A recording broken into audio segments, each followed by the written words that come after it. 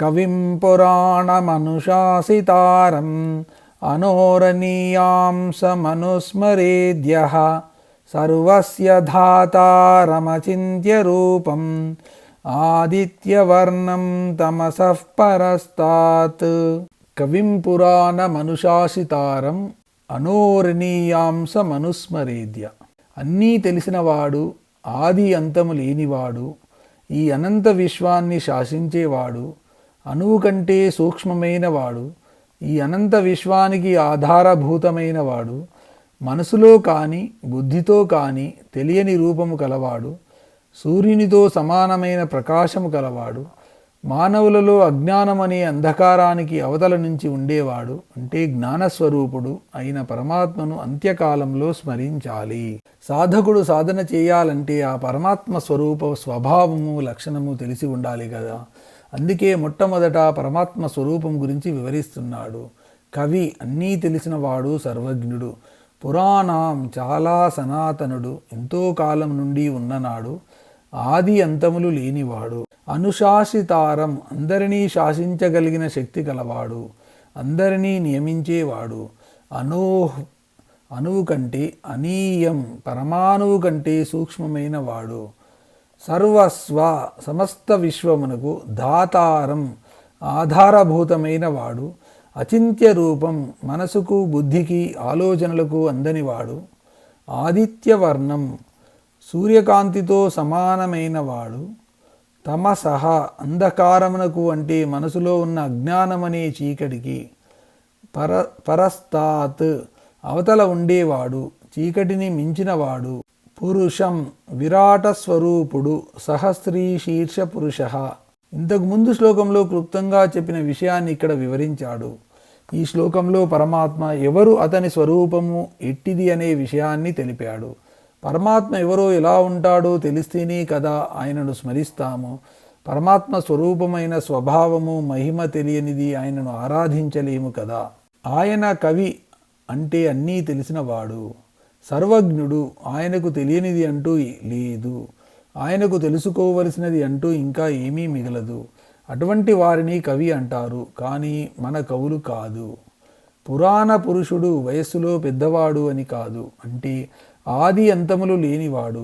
ఈ ప్రపంచంలో కనిపించే అన్ని వస్తువులకు, జీవరాశులకు పుట్టుక చావు మొదలు తుది ఉన్నాయి, కానీ పరమాత్మకు అవి లేవు. ఆయన పుట్టలేదు, ఆయనకు మార్పు లేదు. ఈ సృష్టికి ముందు నుండి ఉన్నవాడు, సృష్టి అంతమైన తర్వాత కూడా ఉండేవాడు. 3. పరమాత్మ అందరినీ శాసించేవాడు. ఆయన శాసనములకు లోబడి గ్రహాలు నక్షత్రాలు అన్నీ తమ తమ పరిధులలో తిరుగుతున్నాయి. ఏమాత్రం అటు ఇటు అయినా లోకాలు తలకిందులు అయిపోతాయి. 4. అణువు కన్నా సూక్ష్మమైన వాడు అంటే పరమాణు స్వరూపుడు. ఇప్పుడు అణువును కూడా మన వాళ్ళు చూడగలుగుతున్నారు, కానీ అణువు కన్నా సూక్ష్మమైన వాడు అంటే కంటితో కానీ, కంటి చూడగలిగితే ఇతర సాధనములతో కానీ, మనసుతో కానీ, బుద్ధిలో కానీ చూడబడని వాడు, తెలియబడని వాడు, సూక్ష్మాతి సూక్ష్మము అయినవాడు. 5. ఈ అనంత విశ్వం కంటే మించినవాడు, ఈ అనంత విశ్వానికి ఆధారభూతమైన వాడు, అంటే ఈ సృష్టిని పెంచి పోషించేవాడు. 6. మనసుకు బుద్ధికి అందనివాడు, అంటే ఆలోచనలకు అందనివాడు. ఇంద్రియములతో తెలియబడినవాడు, అంటే ఇంద్రియములు మనసు ఎప్పుడూ మలినమై ఉంటాయి. సత్వ రజస్తమో గుణములతో కూడి మోహంతో కప్పబడి ఉంటాయి. అటువంటి మనసుతో తెలుసుకోలేము. ఆ మనసు పరిశుద్ధం అయినప్పుడే తెలుసుకోగలము. సూర్యుని మాదిరి స్వయం ప్రకాశము కలవాడు. సూర్యుడు తనకు తానుగానే ప్రకాశిస్తుంటాడు. సూర్యునికి ప్రకాశం ఎక్కడి నుండి రాదు. అలాగే పరమాత్మ కూడా తనకు తానుగా ప్రకాశిస్తూ జీవుల శరీరంలో ఉండి ఆత్మస్వరూపంగా ప్రకాశిస్తుంటాడు. వాటికి చేతనత్వము కలిగిస్తుంటాడు, జీవశక్తిని ప్రసాదిస్తుంటాడు. 8. చీకటికి ఆవల ఉండేవాడు, అంటే చీకటి అంటే తెలియనివాడు. ప్రకాశం ఉన్న చోట చీకటి ఉండదు, కాబట్టి చీకటి ఉంది అంటే అక్కడ ప్రకాశం లేనట్టే. మనలో ఉన్న అజ్ఞానం అనే చీకట్లు తొలగించి జ్ఞానజ్యోతిని వెలిగించేవాడు. ఇవి పరమాత్మ లక్షణాలు. ఇటువంటి లక్షణములు కల పరమాత్మను సాధకుడు అనుస్మరేత్ అంటే నిరంతరము ఏమాత్రం విరామము విసుగు లేకుండా స్మరిస్తూ ఉంటాడు, ధ్యానిస్తూ ఉంటాడు. ప్రయాణకాలే మనసాచలేన భక్త్యా యుక్తో యోగబలేన చైవ భ్రువోర్मध्ये ప్రాణమావేశ్య సమ్యక్ సతం పరం పురుషముపైతి దివ్యం. సాధకుడు తన మరణ సమయంలో నిశ్చలమైన మనసుతో తన యొక్క యోగ బలము చేత కూడుకున్న వాడై అచంచలమైన భక్తితో తన ప్రాణములను భూమధ్యమున చక్కగా నిలిపి పై శ్లోకంలో చెప్పబడిన లక్షణములు గల పురుషోత్తముని ధ్యానించి ఆయననే పొందుతున్నాడు. సాధకుడు పై శ్లోకంలో చెప్పబడిన లక్షణములు కలిగిన పరమాత్మ స్వరూపమును ఎప్పుడు ఎలా పొందగలడు ఈ శ్లోకంలో వివరించాడు. ప్రయాణకాలే ఈ శరీరమును వదిలిపెట్టే సమయంలో భక్త్యాయుక్తో నాయందు భక్తి కలవాడు యుక్తుడు యోగబలేన తాను అప్పటిదాకా చేసిన ధ్యానము సమాధి మొదలగు యోగముల బలముతో భ్రువోర్మధ్యే కనుబొమ్మల మధ్య సమ్యక్ చక్కగా ప్రాణమావేశ్య ప్రాణములను నిలిపి అచలేన మనస మనసును నిశ్చలంగా అటు ఇటు పోకుండా ఉంచుకుని అనుస్మరాత్ నన్ను ఏకాగ్రమైన మనసుతో చింతిస్తాడు స్మరిస్తాడు అతడు దివ్యమైన పరమాత్ముడు తం ఏవ ఆయన నన్ను ఉపైతి పొందుతున్నాడు. పై శ్లోకంలో చెప్పబడ్డ లక్షణములు గల పరమాత్మను ఈ శరీరాన్ని విడిచిపెట్టేటప్పుడు సాధకుడు భక్తుడు ఎలా ధ్యానించాలి అనే విషయాన్ని ఇక్కడ వివరిస్తున్నాడు.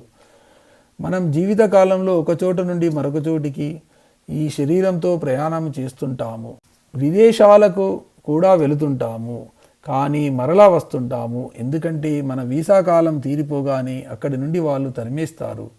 చుట్టాలు 3 రోజుల కంటే ఎక్కువ పెట్టరు. విదేశాలలో 3 నెలల కంటే ఎక్కువ కాలం ఉంచరు. ఇవి అన్నీ తాత్కాలిక ప్రయాణాలు. ఈ ప్రయాణాలలో ఈ శరీరము మన వెంట వస్తుంది, కానీ ఆఖరి ప్రయాణంలో మాత్రము ఈ శరీరము ఇక్కడే ఉండిపోతుంది. సూక్ష్మ శరీరం మాత్రం వెళ్ళిపోతుంది. అదే ఆఖరి ప్రయాణము. సాధారణంగా ఈ శరీరంతో చేసే ప్రయాణాలు చేసేటప్పుడు శరీరానికి అవసరమయ్యే దుస్తులు, అలంకరణ వస్తువులు, ఆహార పదార్థాలు తీసుకొని వెళుతాము. ఆఖరి ప్రయాణంలో శరీరం మన వెంట రాదు, కాబట్టి అవన్నీ అనవసరము. ఈ ఆఖరి ప్రయాణ సమయంలో సాధకుడు ఏమి చేయాలి అనే దానికి వివరణ కృష్ణుడు ఇస్తున్నాడు. ముందు మనసును అటు ఇటు పోకుండా నిశ్చలంగా ఉంచుకోవాలి. అచంచలమైన భక్తి కలిగి ఉండాలి. అప్పటి వరకు తాను చేసిన యోగముల యొక్క బలమనంతా సమీకరించుకోవాలి. తన ప్రాణములనన్నింటినీ హృదయం గుండా సుషుప్న నాడి గుండా బ్రహ్మరథం వైపుకు తీసుకుని వెళ్ళాలి. మరి భ్రువోర్మధ్యే అని ఎందుకు అంటున్నారు అంటే, ఈ సుష్ణుమ్నా నాడి భూమధ్యకు అంటే నొసటి భాగానికి సమాంతరంగా ఉంటుంది. మనకు కనిపించేది నొసటి భాగము కాబట్టి ఆ పదము వాడారు అని అనుకోవచ్చు. అప్పుడు బ్రహ్మరంధ్రములను ఛేదించుకొని ప్రాణాలు ఉత్తమ గతులు చేరుకుంటాయి. దీనినే మనవాళ్ళు కపాల మోక్షమని కూడా పిలుస్తుంటారు. ఇది సాధకులు యోగులు అనుసరించే ప్రక్రియ. దీనికి కావాల్సిందే యోగ బలము, నిష్కామ యోగ బలము, ధ్యాన యోగ బలము. ఇవన్నీ ఈ ప్రక్రియకు తోడు కావాలి. ఇప్పుడే ఇది సాధ్యం అవుతుంది. అవసాన కాలంలో మనసు స్థిరంగా అటు ఇటు పోకుండా ఉండాలి. ప్రాపంచిక విషయముల గురించి ఆలోచించకూడదు. అంతేకాకుండా ఆ సాధకుడు జీవితమంతా పరమాత్మ ఎడల నిష్కామ భక్తి కలిగి ఉన్నాడు. కాబట్టి మరణ సమయంలో కూడా అతడు అచంచలమైన భక్తితో పరమాత్మనే స్మరిస్తూ ఉంటాడు.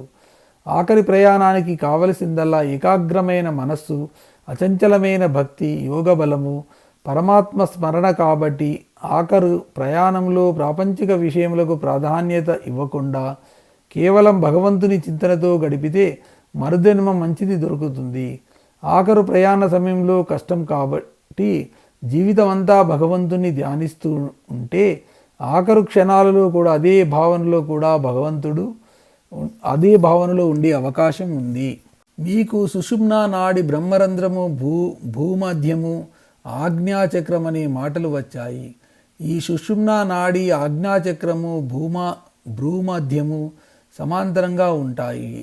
కింద ఇవ్వబడిన పటం చూచి మనము నొసటి భాగానికి సమాంతరంగా ఆజ్ఞాచక్రం ఉంది. దానిని సుషుమ్నా అని కూడా అంటారు. మీకు సుషుమ్నా నాడి బ్రహ్మరంధ్రము, భూమధ్యము, ఆజ్ఞాచక్రం అనే మాటలు వచ్చాయి. ఆ సుషుమ్నా నాడి ఆజ్ఞాచక్రము భ్రూమధ్యము సమాంతరంగా ఉండటము పటం వైపు చూచి గమనించండి.